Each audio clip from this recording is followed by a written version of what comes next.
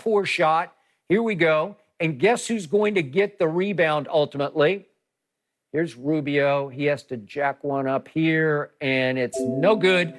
And Big Zoo gets the rebound and throws it right to McCall Bridges.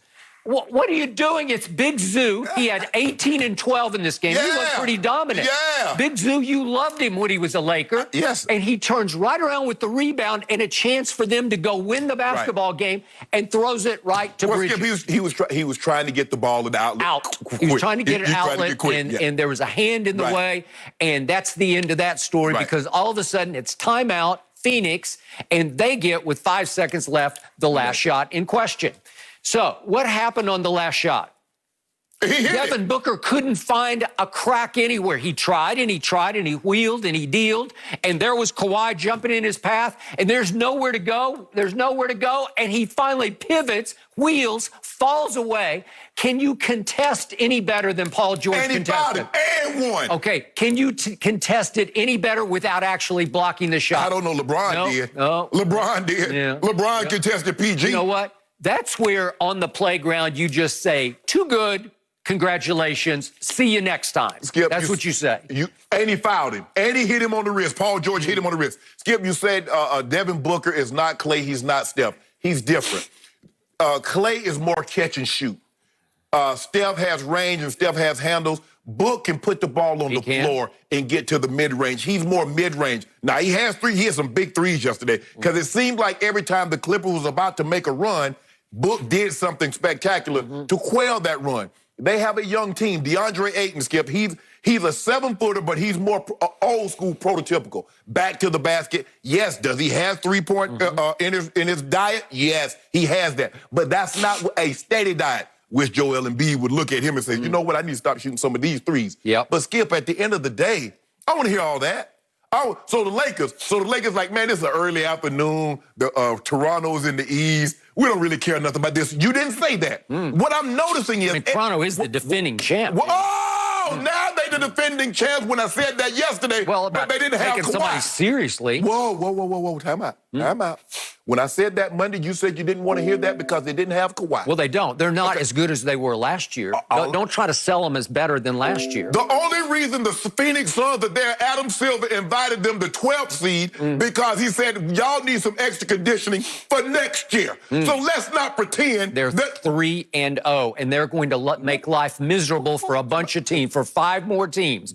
For Indy and Miami and OKC and Philly and Dallas. Watch what happens. All I'm saying. They are all going to struggle with this team. Time out, Skip. Time out. Just a second. All I'm saying is that they got an invitation because they needed some extra conditioning. They got 30 wins. They got 30. They had 29 wins going into this, right? Okay. They've got 3 in the bubble. Okay. You like that? So let's not pretend. So no. What you're trying to do is that you're trying to overvalue them now to try to minimize what happened to your Clippers. Flip City. The Suns are a grand total of 3 games back of the Grizzlies. You like that? Hold on. They're 3 games back. Okay. Are they mathematically eliminated? They are not. Time out. Are the odds long? Yeah. Time out. Just a second, Skip. The Grizzlies are 3 lost. They're 0-3. The Suns are 3-0, and they're still 3 back. So what were they at the start of the bubble? 6 games back. So stop this notion, Skip, that they had 5 to play. Stop this notion that they had won 50 games. They bust the Clippers up with Paul George and Kawhi. Bust them up. It took like one of the greatest last-second shots I've ever seen contested. It doesn't get any better than what he pulled off. Skip, he's doing this without Kelly Oubre, who had been playing unbelievable. Love him. All I'm saying is, hold on. Was Paul George? Hold on, wait a minute. You trade for Paul. Hold up. You trade for Paul George. You say the earthquake that hit was Kawhi Leonard. So you got Paul George and Kawhi Leonard, and you're talking about Trez Harrell is not being there. He's tending to an emergency. I haven't even brought that up yet. Skip, how about give the Suns some credit? Stop minimizing. I just did. No, you didn't. What you tried to do is that you say you said the Clippers didn't take them serious. Not for a half, but they took them dead seriously in the second half. And when Phoenix kept hitting threes in the second half and kept creeping away from them. They could have just said, okay, if you guys want it that badly, we got 5 left in the bubble. We don't care. The Lakers folded their tents on Saturday and said, we can't compete with this. They're double teaming AD and we can't get the ball to anybody. Can I ask you a question? Yeah. They lost by 19 points down the stretch. They got outscored by 19, 35 to 16 from the 10-23. You know what I'm noticing about you, Skip Bayless? Because the first game they lost, you said it was a moral victory. The third game they lost, you said, you know what? Even though they were down, they found a way to fall and they showed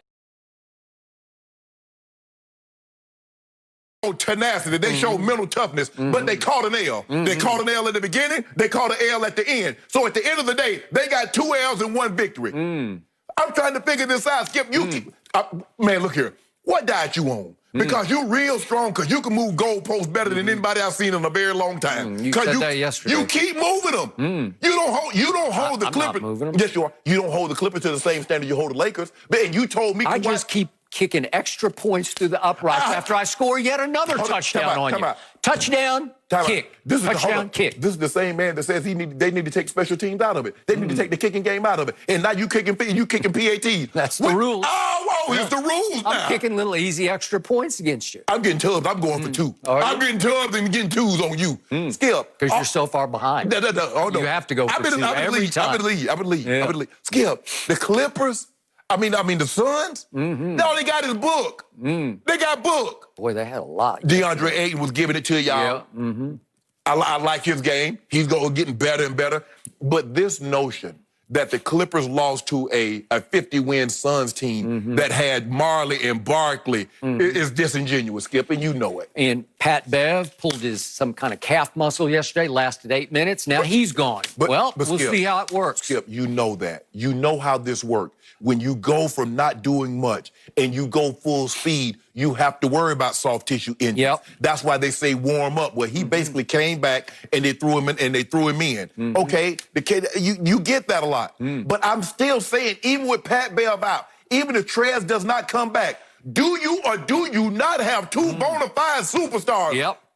So Lou Will came back. What do you call him? Lemon Pepper Lou, says Shannon Sharp.